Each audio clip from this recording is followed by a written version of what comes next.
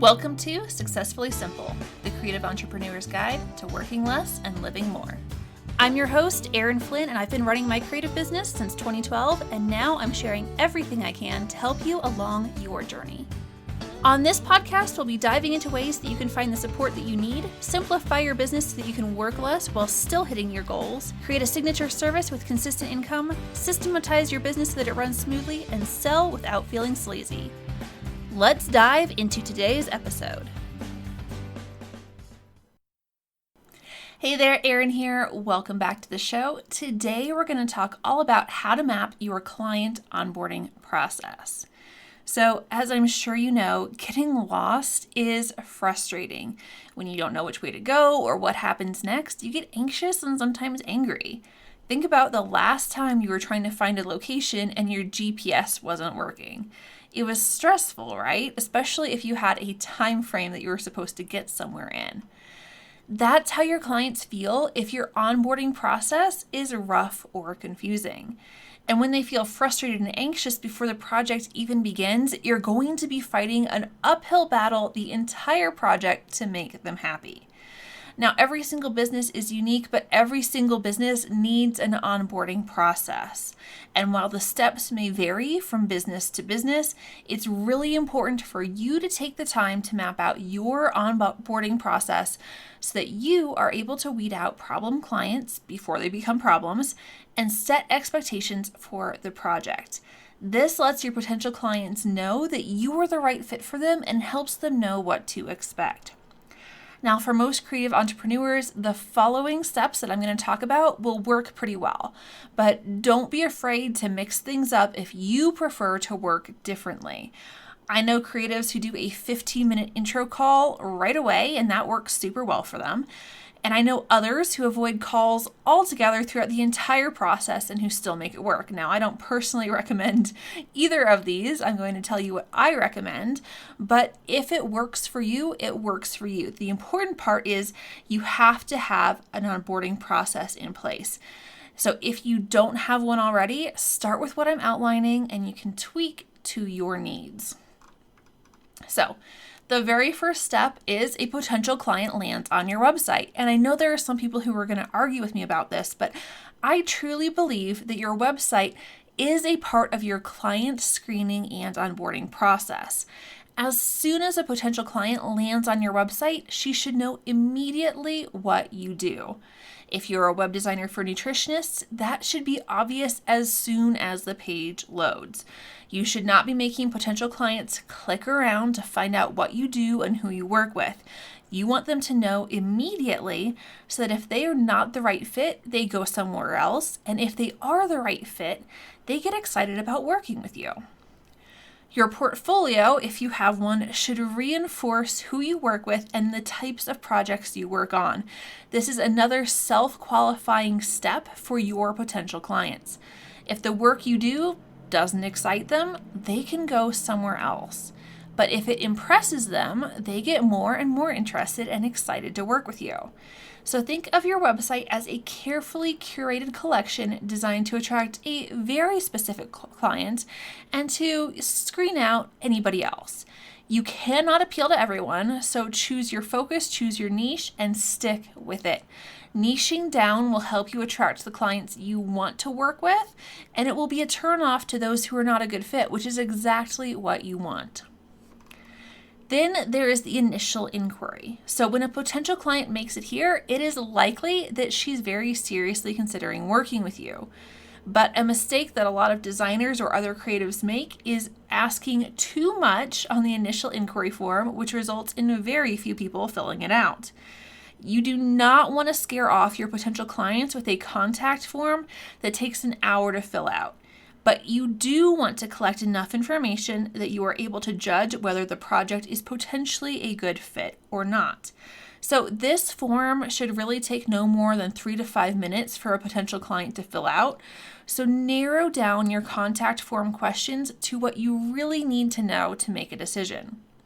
Put your most important qualifying questions on your contact or your inquiry form. For many of us, this would include things like the type of service the client wants, a rough budget for the project, 1 to 2 examples of what the client is looking for, and a short description of what the client wants. Failure to fill out this form correctly could signal a problem with communication throughout the entire project. So pay attention to how well the client describes what she is looking for. Next up is the intro packet. So you get your initial inquiry from a potential client, and it looks pretty good. And that means that your client onboarding process has really begun. So you're going to use an intro packet to let potential clients know what working with you would be like. An intro packet helps set client expectations, and it keeps them from getting that lost feeling, which understandably makes them feel really anxious. So an intro packet does the following. It gives potential clients a rough overview of the project and what to expect throughout. It lets potential clients know what you need from them and when so they can prepare. It lets potential clients know when and how they can contact you. It gives potential clients a rough timeline of the project so that they're not surprised when their project is not completed the next day. It informs potential clients of your major policies because you can never remind someone of the big stuff too many times. And it keeps you from having to answer the same questions over and over and over and over again. So if a potential client agrees to what is outlined in your intro packet, they are pretty likely a good fit for working with you, and they'll be happy with how organized you are and how you've explained everything. They're going to know what will happen during the project, and they feel at ease instead of anxious. The next step is the discovery call. So any type of call, but preferably a video call where you can actually see your potential client, is a really important part of the client onboarding process. So while you may choose to communicate primarily via email or a project management system during the project, a video call lets you really get a feel for the other person in a way that written communication just can't. And if you don't click during the video call, like if you don't seem to get along well, if there's no chemistry there, something may be wrong. When a client doesn't seem as excited or as interested as you do in the project, that's kind of a warning flag. While it's not necessary for you guys to be besties, you do need to get along. You might be working with this person for the next several months, so if you don't click at this point, problems may surface. So use your discovery call to clarify what you'll be doing and to reiterate your process and answer any questions that your potential client has about working with you. Also, go over the client's project again to ensure that you're both on the same page about what she's asking for, so reviewing what she put into the inquiry form. Now, you can share screens if something is unclear, and you can make sure that you're both on the same page with what the client is trying to achieve. You can and should have an outline of questions to ask to keep the call on track and to ensure that you and the client are going to be a great fit. This also helps reduce the stress factor of hopping on a call with someone you don't know if you're an introvert like me and calls make you anxious. You and your potential client should both leave the discovery call feeling really good about working together and that all your questions were answered. All right, now it's time to send a proposal. At this point, you should have a pretty firm grasp on what your potential client is looking for, so it's time to send an official quote or proposal. Now, there are lots of ways to make a proposal, and the exact format you use is up to you, but all proposals should include the following. They should have an overview of the goal of the project and how you will help your client achieve this goal.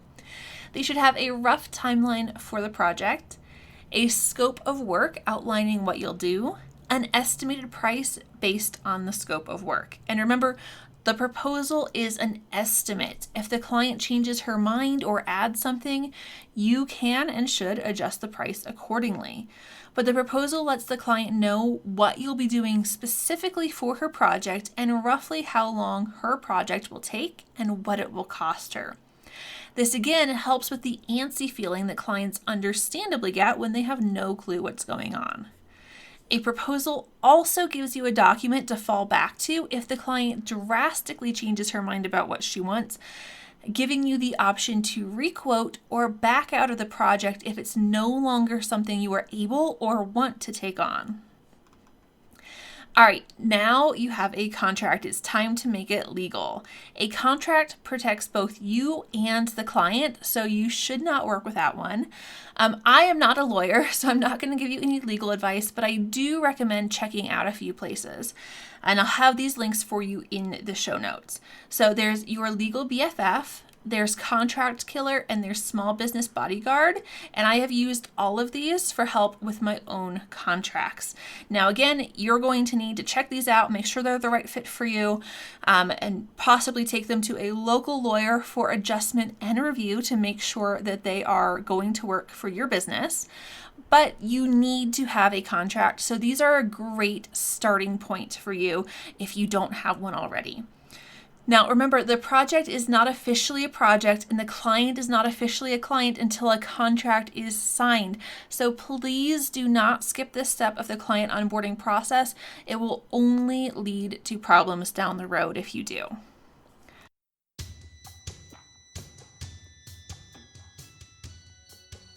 Hey there, really quick before we get back to the episode, if you want to create your own Successfully Simple business, you need to join my premium program.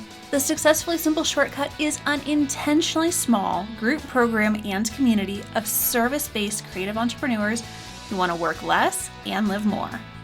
Inside the shortcut, you'll learn exactly how to implement the 5 pillars that are crucial to your success: support, simplify, sell, signature, and systematize. But not only that, you'll also get the support and the feedback that you need to truly define success on your own terms and move the needle in your business. This is not a course, it's a training and community to help your business thrive. Doors open a few times a year, so head to erinflynn.com/shortcut right now to join or to get on the waitlist and be first in line when the doors open again. That's erinflynn.com/shortcut. All right, now let's get back to the show. The next step is payment. You should not start work until you've gotten an initial payment. So how you choose to split this is up to you, or it may depend on the size of the project. So a lot of creative entrepreneurs do a 50-50 split, with 50% of the project due at contract signing and 50% due at project completion. But you can also do something like charge the remaining 50% after a certain time period, like 30 days, which I personally find to be far better because it prevents clients from delaying projects. So for me, for projects over $10,000, I typically split the payment into 4 payments of 25%, all due based on date, not on level of project completion or milestone or anything like that, which means I get paid regularly throughout the project. The important part is that you really need to get payment to secure the project and ensure that you get paid, and then make sure that you get paid regularly during the project. So your own payment plan may be totally different, but you want to make sure that you are paid and you are not waiting until the very, very end to get money after you have put in hours and hours and weeks and months of work. Now it's time for the welcome packet. And you might be saying, Erin, didn't we already send this thing? No, we did not. So an intro packet and a welcome packet are 2 totally different things. The intro packet was what we sent to help potential clients know what to expect and to weed out people who didn't agree with our policies. A welcome packet is for people who are paying clients, and it goes into the details of what they need to do during the project. Again, we do not want our clients feeling lost. So your welcome packet should include the nitty-gritty details that your client needs to know throughout the project. This is where we're getting into those tiny little details. So a welcome packet may include the following: how to use your project management system. If you use something like Asana or FreeCamp, you might want to have tutorials on how your client will access and use those. How to give feedback during the project so that you are able to actually take what they tell you and make adjustments. How to schedule a call with you if you use a call scheduler, which I love call schedulers. How to send text, image, or any other files that your client needs to provide. A reminder about your office hours and your response times. And expected response times from them during the project, because most likely your project is a collaboration between you two. So giving your clients a welcome packet, it actually really helps them feel in control because it informs them of the proper way to send you things or get in touch, and it alleviates their concerns when they don't hear from you, like over the weekend, right? Because they know what your office hours are. Your project management system. So I highly, highly, highly recommend using a project management system or PMS with your clients. It will make your life a million times easier. Seriously, it will help you keep all of your projects organized. It will remind clients when they have tasks due, like giving feedback or supplying content, whatever it is. And it will keep you both from digging through your inboxes for hours trying to find that missing file or discussion. So inside a project management system, you can have threaded discussions. You can assign tasks with due dates to both yourself and the client. You can upload project files. You can track time spent on the project. You can keep track of what is being worked on and whether things are on schedule, and a ton more. So if you're not using one already, you definitely should check one out. A few really popular ones with my students are Freedcamp and Asana.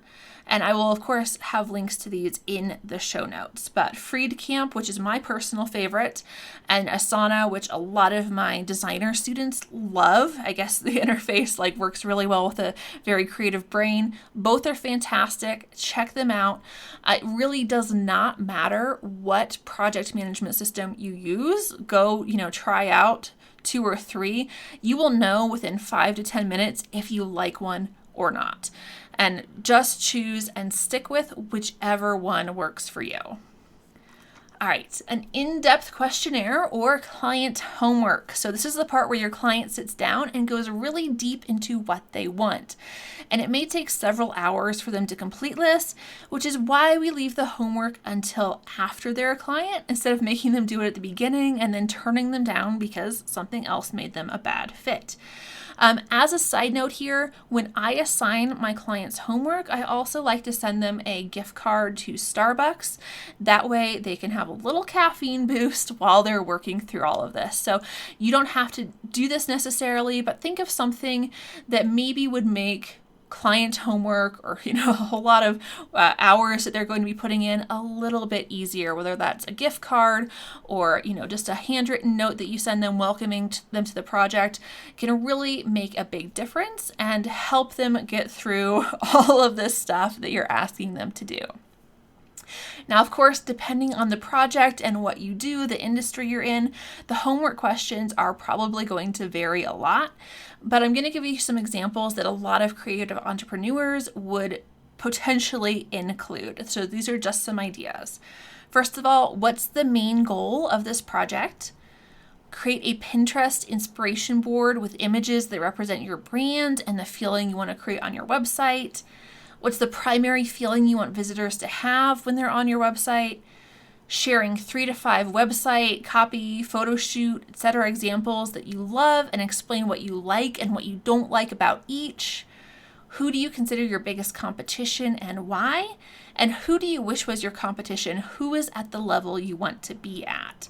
So the point of this in-depth questionnaire or client homework is so that you can strategically create the best possible project for your client. And you know exactly where she wants to be positioned in her market.